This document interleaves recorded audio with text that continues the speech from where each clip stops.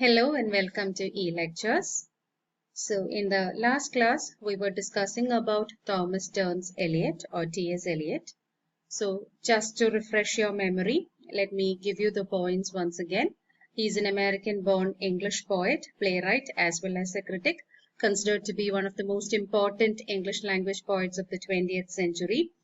He was born in St. Louis, Missouri, and educated at Harvard. He attained his British citizenship at the age of 39, and this makes him say that there are a lot of common features between his works and that of his American contemporaries that can be found between his works and those of his English contemporaries. So he is basically an American who settled in England at a later stage in his life. The most important work or the most important collection brought out by T.S. Eliot is 4 Quartets, and he has produced only very small amount of poetry, and he says that his reputation is mainly built upon a very small volume of poetry, and it is kept up, the reputation is kept up by printing 2 or 3 more poems in a year, and perhaps he wants to make every poem written by him an event, and that points to the objective correlative that he propagated through his works. No wonder why he said the only thing that matters is that these should be perfect in their kind, so that each should be an event. What should be perfect? The poetry, the poem that he wrote, should be perfect in their kind, so that each of them can be an event. The first poem or the poetry collection that he brought out was Prefrock and Other Observations in 1917. It speaks about the boredom, the emptiness and pessimism felt by a middle-aged man, Prefrock. So the narration is done in the stream of consciousness technique, and it tells about the conscious experience of a man who laments his physical and intellectual inertia and also lack of spiritual progress. The unattainment of carnal love is yet another theme that crops up in this particular collection. And the structure of the poem was highly influenced by Eliot's reading Dande allegory, the Italian poet. This also portrays Eliot as a person who resorted to usage of unromantic imagery. No one would have ever thought that he would make a comparison between the sky, or he would compare the sky, the evening sky, to a patient teeth raised upon a table. And these are very famous lines picked from Prefrock and Other Observations. Let us go, you and I, when the evening is spread out against the sky, like a patient teeth raised upon the table.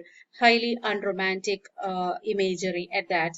And the next important poem written by him is The Wasteland, and it is very remarkable for the innovative techniques used by him. It was first published in December 1922, and it is very famous for the cross references that it makes. There are a lot of allusions made by T.S. Eliot in The Wasteland.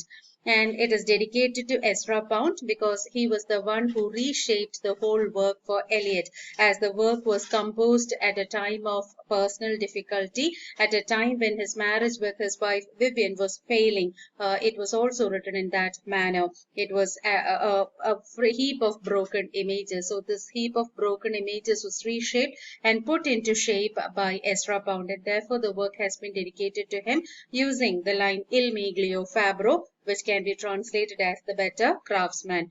And this particular work, it's a representation of the disillusionment felt by the people during the post-war era.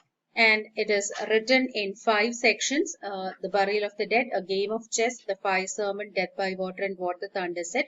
And therefore, this can be considered as a modern tragedy in 5 sections, a poetic modern tragedy in 5 sections. And there are 2 major sources. There are 2 major works referred by T.S. Eliot during the course of his writing. One is James Fraser's The Golden Bough, and the other is Jessie Weston's From Ritual to Romance. And the major narrator, the central consciousness or the central figure of The Wasteland is Tiresias, and he serves to provide a unity to the whole work because he is someone who lived during the time of the drought in Thebes, and he was also a member of the jury who put to trial Oedipus, and therefore he is able, when he comes to the contemporary situation, he is able to draw a parallel between ancient Thebes and modern Europe, both under the grip of a disaster. And the poem is considered as a heap of broken images because there are a lot of fragments contained in the poem which are being pieced together or which are stitched up together.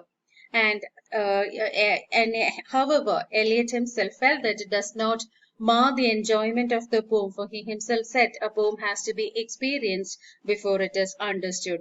Now, there are a lot of sources from where Eliot has taken quotations for this particular work, and it also shows how great a reader, how voracious a reader this man was. And the next poem to appear was the Holomen, that was in 1925. It is fragmentary and overlapping, so the structure is similar to that of the Wasteland. The myths that frequently occurred in the Wasteland is absent, but the technique of moving between the past and the present is in fine form. So to say, the Wasteland is permeated with myths. TS Eliot has used a number of myths, mythical figures and mythological characters, and there are a lot of references to mythological stories in the Wasteland. However, such kind of repetitious use of myths cannot be found in the Holomen, but he has followed the technique of moving between the past and the present, going to the that is, there is a flashback and a flash forward. It goes back. He goes to the ancient times, and also he relates it to the present, a technique that he has followed in the Wasteland. And it also portrays the post-war Europe after the Treaty of Versailles, and it was a very difficult time for everyone. And it also tells about the difficulty of hope and religious conversion.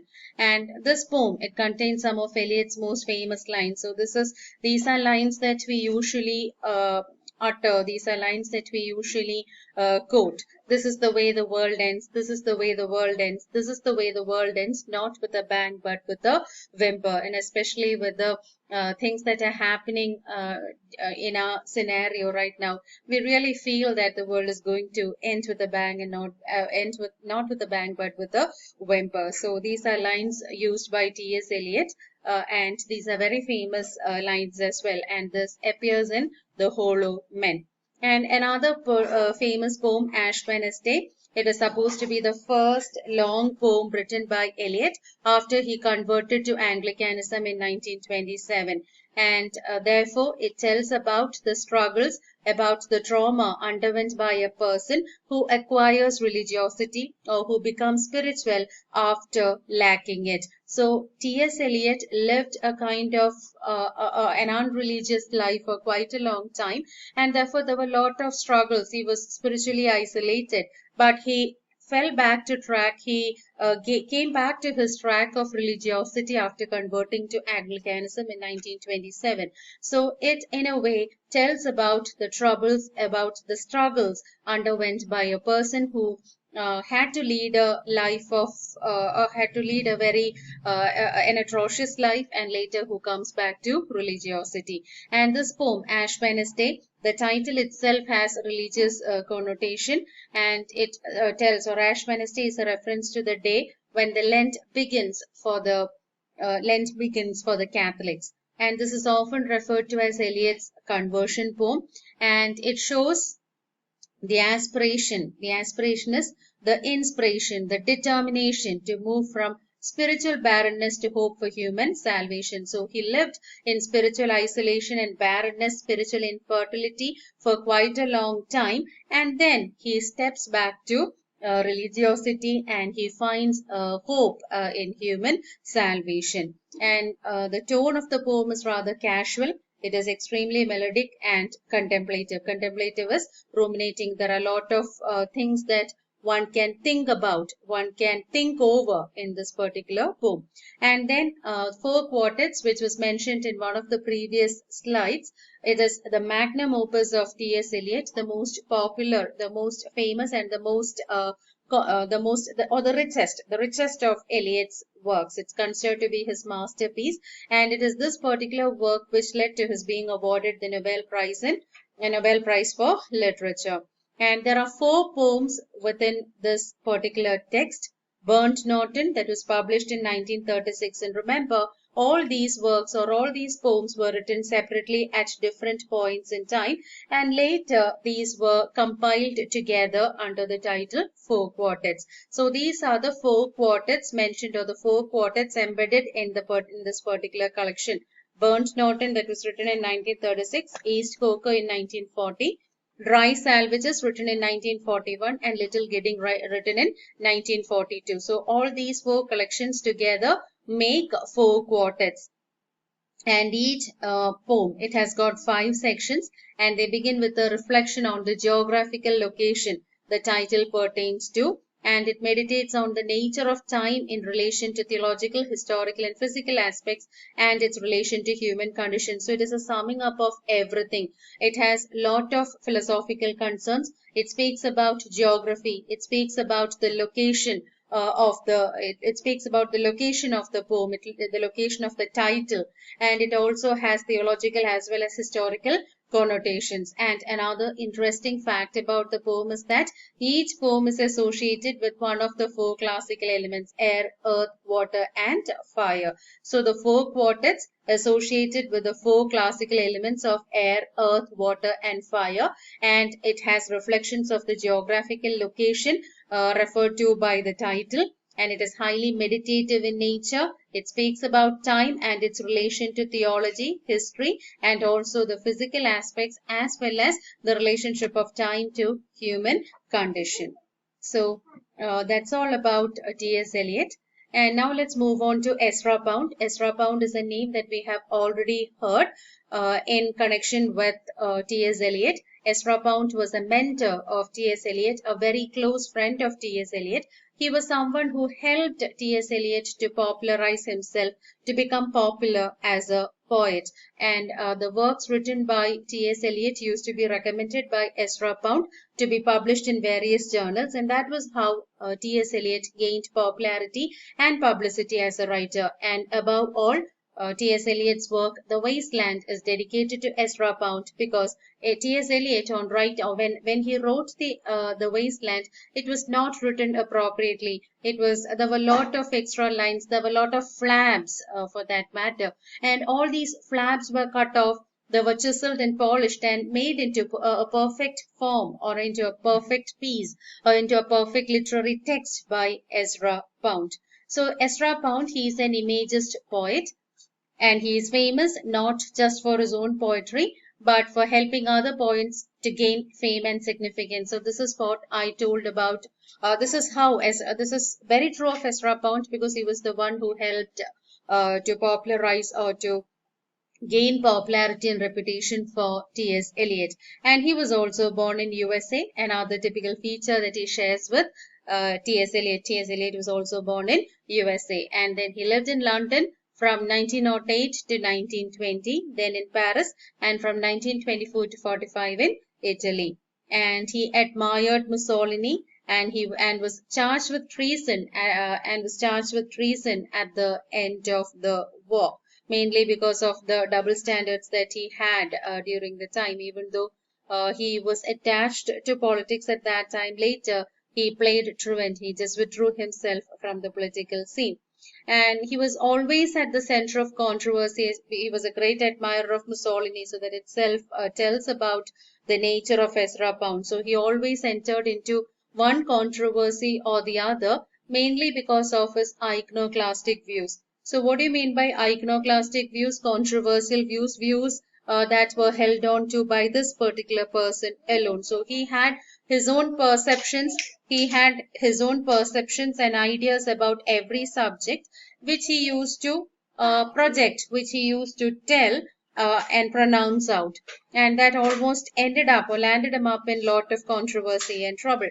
And he was also a translator. His translations from Italian, Provençal, Latin, they were very accurate, and it recreated the spirit of the original. He was a wonderful translator as well. He was very good at translating works, and he has done all of it with great accuracy. And he was someone who re-established the epigram as a verse form, strengthened by the influence of Japanese. And to him, poetry was the embodiment of melody, images, and provocative thought. So it is said that he re-established the epigram as a verse form. So epigram means making a short, pithy statement, like the statement made by John F. Kennedy, if we do not end war, war will end us. So this is called as an epigram. It would be a very short and witty statement, a very witty line containing a lot of rich meaning. So it was strengthened by the influence of Japanese haiku perhaps. So he was someone who brought the epigram back to the stage. And as far as he was concerned, poetry should be melodious, it should contain images, and it should also provoke the thoughts of the readers. It should be thought provocative. Just like T.S. Eliot wanted every poem to be an event, just like he wanted every poem to have something very substantial for people to think about. Similarly, Ezra Pound also wanted his poetry to be an embodiment or should be an encapsulation of melody, images, and provocative thought. And now there are two important collections of Pound. One is Lustra and the other is Cathay. These are the two important collections brought out by him. And now you cannot consider Ezra Pound to be a popular poet like Yeats or Eliot.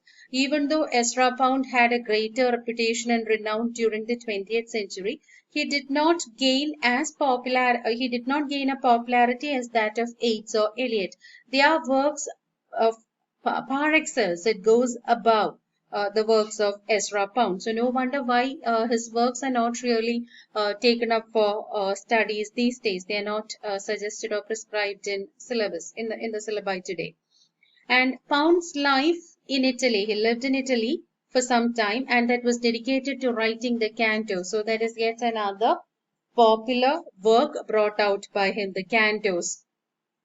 And that was brought out part by part, and he kept on revising it always. It was brought out part by part, and he kept on revising it. It was always subjected to revising or revision, subjected to revision.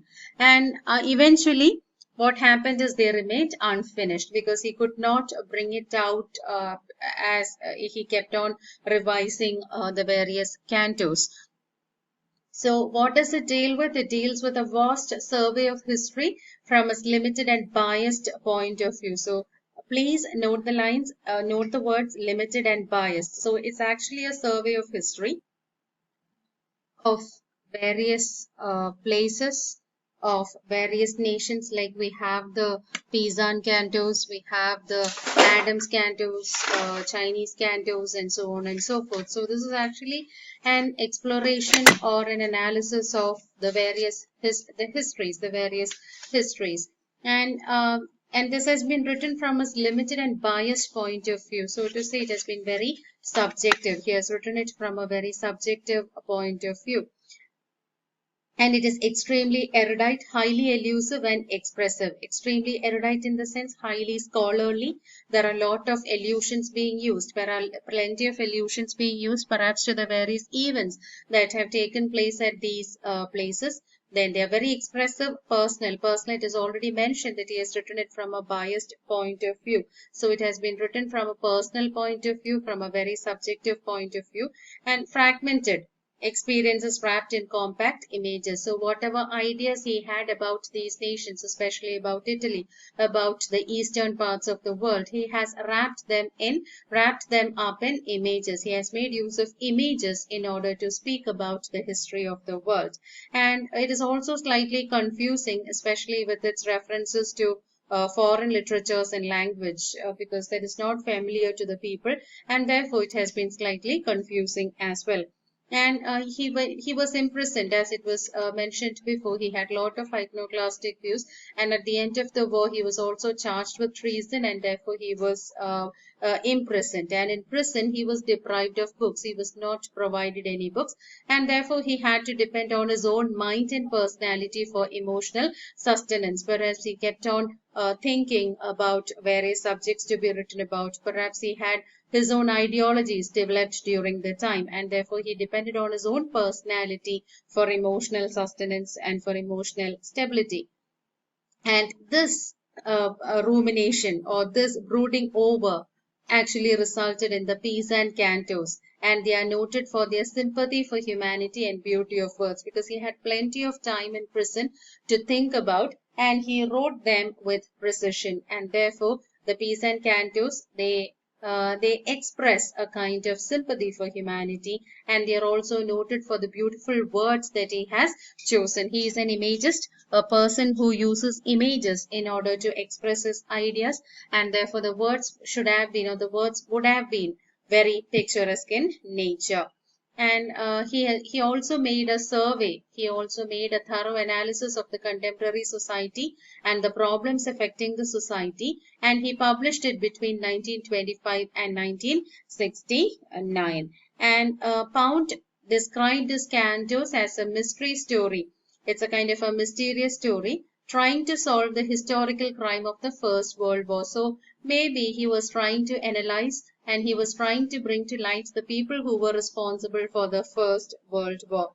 And he considers the cantos as a way of telling stories in a very mysterious manner, trying to solve the historical crime. He considers the First World War to be a historical crime that was brought about by people, and he wanted to bring those people responsible to the forefront. So that was what he was trying to do through the cantos when he examined them. So that is all about Ezra Pound. So Ezra Pound was the mentor of T.S. Eliot, and Ezra Pound was someone who helped to popularize and make known many of the writers of the 20th century, T.S. Eliot being the most important one among them. Ezra Pound helped T.S. Eliot to chisel and polish his poetry. However, Pound could not attain a recognition as that of T.S. Eliot, mainly because of the iconoclastic views he held. He was even imprisoned on the basis of treason. He was a great admirer of Mussolini. And the cantos, that's the most popular of his works. He is most famous for the cantos. So I hope you have got something about Ezra Pound. Thank you so much for your patient listening.